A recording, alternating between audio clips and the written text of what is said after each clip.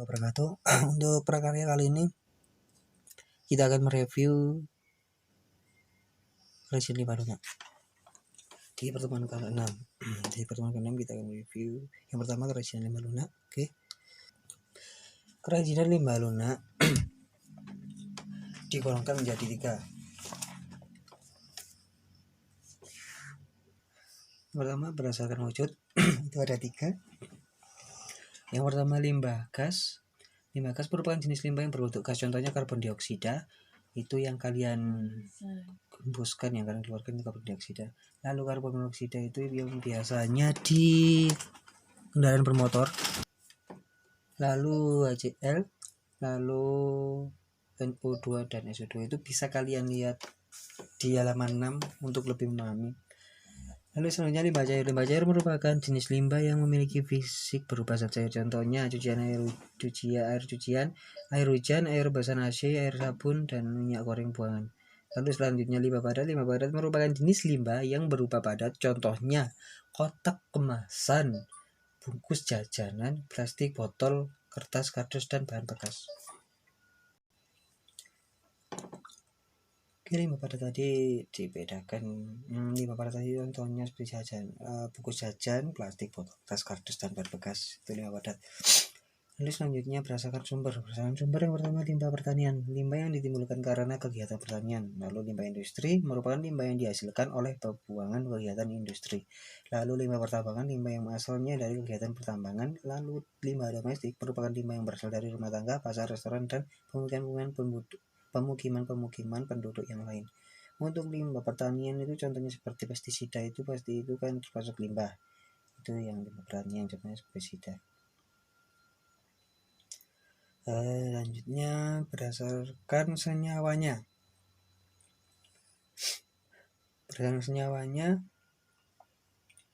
Pertama limbah organik, yaitu limbah organik merupakan limbah yang masih bisa diuraikan kembali oleh bakteri. Pada umumnya limbah atau sampah organik tersebut berasal dari sisa aktivitas manusia atau hewan yang bisa diuraikan. Contohnya sisa makanan, kulit buah dan sayur, kotoran manusia, dan kotoran hewan. Selanjutnya limbah anorganik. Ini limbah buatan. Limbah yang berasal dari bahan buatan. Limbah ini sangat sulit atau bahkan tidak bisa untuk diuraikan atau tidak bisa membusuk. Contohnya plastik, beling, dan baja. Lalu selanjutnya pengolahan bahan limbah lunak itu ada 3 prinsip. Yaitu yang pertama reduce, reuse, recycle, mengurangi, mengurangi atau reduce itu meminimalisir barang atau material yang kita pergunakan. Semakin banyak kita menggunakan material, semakin banyak sampah yang dihasilkan. Selanjutnya menggunakan kembali atau reuse, memilih barang-barang yang bisa dipakai kembali, hindari pemakaian barang-barang yang sekali pakai lalu buang. Selanjutnya mendaur ulang atau recycle, barang-barang yang sudah tidak berguna didaur ulang lagi. Tidak semua barang bisa didaur ulang, tetapi saat ini sudah banyak industri kecil dan industri rumah tangga yang memanfaatkan sampah menjadi barang lain. Contohnya untuk bahan kerajinan. Udah paham ya, untuk mendaur ulang atau recycle itu barang yang tidak berguna didaur ulang lagi. Oke.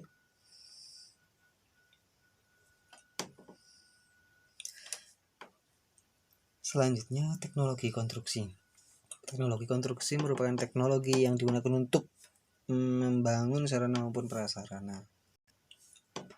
Bisa kalian simak, ini sudah saya jelaskan. Kalian sudah pernah lihat, ini hanya untuk memancing memori kalian lagi. Jenis-jenis proyek konstruksi itu ada 4. Bisa kalian simak. Bisa kalian simak ya. Itu ada 4. Yang pertama proyek konstruksi bangunan, perumahan atau pemukiman. Yang kedua proyek konstruksi bangunan atau gedung, building construction. Proyek konstruksi teknik sipil ya ini. Lalu proyek konstruksi bangunan industri atau industrial construction. Oke. Nah, diulang lagi. Mulai terpancing. Ingatan kalian pancing. Konstruksi jembatan. Berikut perkembangan jembatan dari setiap zaman. Yang pertama zaman purba. Itu kalian bisa simak sendiri. Untuk zaman purba. Manusia pada zaman purba melintasi sungai dengan memasang pilar-pilar batu, kayu gelondongan atau pohon yang tumbang dengan bentang yang sangat pendek. Itu jembatan zaman purba. Lalu periode Romawi kuno dimulai dari tahun 300 sebelum Masehi dan berlangsung kurang lebih selama 600 tahun. Teknologi jembatan pada periode ini telah membangun jembatan dari kayu, batu, dan beton. Selanjutnya, periode zaman pertengahan. Zaman pertengahan di Eropa berlangsung dari abad ke-11 sampai dengan abad ke-16 sesudah runtuhnya Romawi. Konstruksi jembatan lengkung dan pilar-pilar batu masih sering digunakan pada jembatan periode ini. Selanjutnya, besi dan baja. Era jembatan besi dan baja sejalan dengan adanya revolusi industri. Pada zaman ini, jembatan besi dibangun dengan menggunakan prinsip-prinsip bentuk lengkung, terutama untuk jembatan jalan raya. Namun pada era ini sudah menggunakan cantilever pada konstruksinya. Selanjutnya jembatan gantung. Itu saya masih salah ketik kita lihat.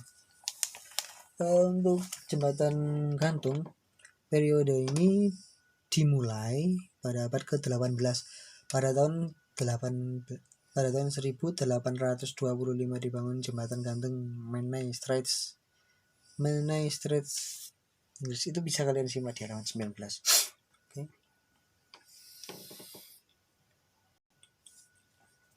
Lalu ini jenis-jenis jembatan.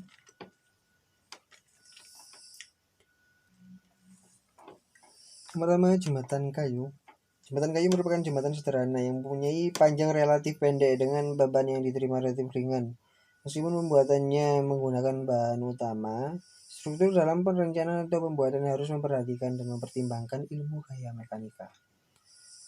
Selanjutnya, jembatan pasangan batu dan batu bata. Jembatan pasangan batu dan batu bata merupakan jembatan yang konstruksi utamanya terbuat dari batu dan bata.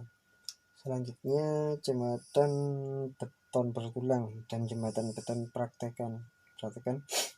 Jembatan dengan beton bertulang pada umumnya hanya digunakan untuk bentang jembatan yang pendek.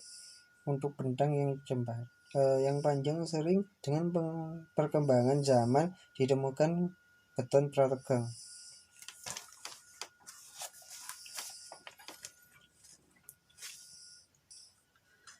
Kemudian jembatan baja. Kalian juga bisa ya, kalian simak di LKS halaman 20 juga. Jembatan baja pada umumnya digunakan untuk jembatan dengan bentang yang panjang dengan beban yang diterima cukup besar.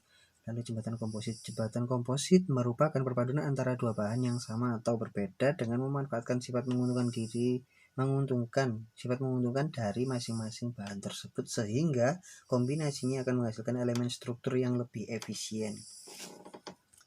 Ini bisa kalian simak lagi. Bagaimana? Apa sudah ingat? Jenis dan fungsi persambungan dan penguatan pada konstruksi itu ada dua. Untuk sambungan dan penguatan itu ada dua, yaitu sambungan tetap dan sambungan tidak tetap. Fungsi sambungan dan penguatan ada tiga, yaitu untuk menyambungkan dua atau lebih material dalam konstruksi, menguatkan konstruksi, dan mendapatkan ukuran material sesuai kebutuhan.